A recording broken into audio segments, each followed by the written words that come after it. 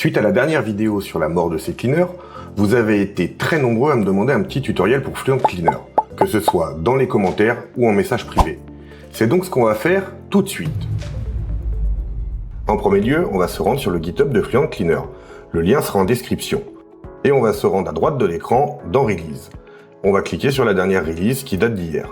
Ici, vous avez le patch note qui explique toutes les mises à jour qui ont été faites et les bugs qui ont été fixés, et les liens de téléchargement. On va prendre Fluent Cleaner x64.zip, qui est le logiciel, et on va prendre le custom, qui lui regroupe toute une variété de plugins. Une fois que c'est téléchargé, on va se rendre dans les téléchargements, et pour un peu plus de simplicité, on va couper et coller ces deux dossiers à un autre endroit. Moi, j'ai choisi d'aller dans le disque C, j'ai créé un dossier à la racine Fluent Cleaner, et je les colle dedans. Les deux fichiers sont des fichiers zippés. On va donc les dézipper. J'utilise pour ce faire 7zip. On extrait ici et on fait de même pour Fluent Cleaner. On va aller dans notre dossier custom qui contient les scripts additionnels. On va couper tous les fichiers et on va retourner dans le dossier Fluent Cleaner et les coller dans le dossier custom de Fluent Cleaner. L'installation est faite et en réalité il n'y en a pas à faire. C'est un logiciel qui est dit portable. On le télécharge, on l'extrait et on le lance avec l'exécutable fcleaner.exe.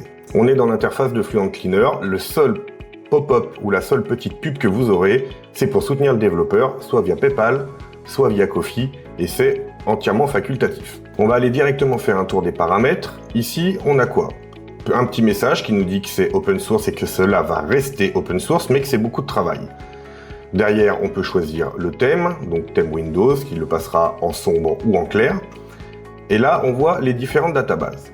WinApp 2, c'est la base de données open source qui initialement était utilisée par CCleaner. On va aller la mettre à jour, même si normalement elle est censée y être. Ah non, elle n'y était pas, il faudra redémarrer Fluent Cleaner. WinAPX, c'est pareil, on va également le mettre à jour et l'updater. Ici, on peut choisir de mettre une database custom, on va pas le faire pour l'instant. Ce qui nous intéresse ici, c'est la partie explication de l'IA. Alors, je vous explique, il va falloir récupérer une clé Grok qui est entièrement gratuite. Vous allez aller sur Get Key, et ça va vous rediriger vers la console de Grok. Ici, moi j'ai déjà une clé, mais la secret key est masquée. Je vais donc en recréer une très simple. On fait Create API Key. Auparavant, il faudra vous identifier avec un compte, Google ou autre. Je vais l'appeler Fluent Cleaner. Je ne lui mets pas d'expiration et j'envoie. Ne partagez pas cette clé, elle va taper directement dans votre compte. Je copie la clé, n'oubliez pas de la copier, car cette clé disparaîtra. Et je retourne dans Fluent Cleaner.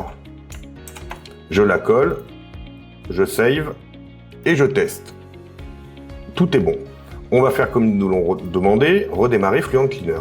On arrive de nouveau sur l'interface et là, c'est extrêmement simple. Trois choses principales.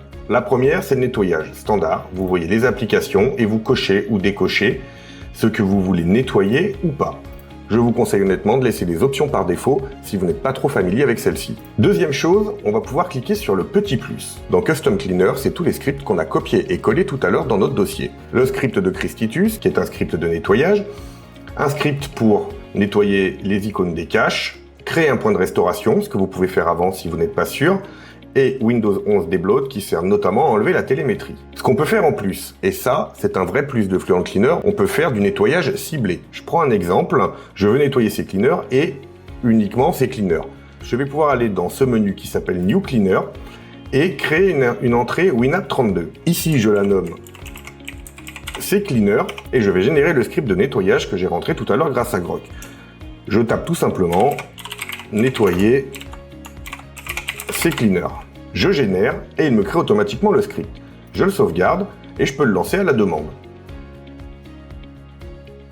Cette partie-là, c'est une partie console un peu plus technique. Je ne suis pas sûr que ça a un intérêt de vous la présenter pour l'instant. On va continuer avec le plus simple, faire le nettoyage standard. Pour le nettoyage standard, on choisit le cleaner et on clique sur Analyze. Et on attend. Plus ou moins longtemps. L'analyse est terminée, il m'a scanné et détecté environ une dizaine de gigas à supprimer. Ce que l'on peut faire maintenant, c'est si on veut savoir ce qu'il va nettoyer.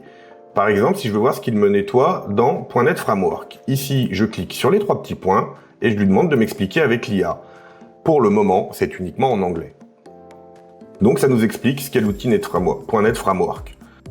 Une fois qu'on a fait notre vérification, on coche, on décoche et on lance le nettoyage avec Run Cleaner situé en bas à droite.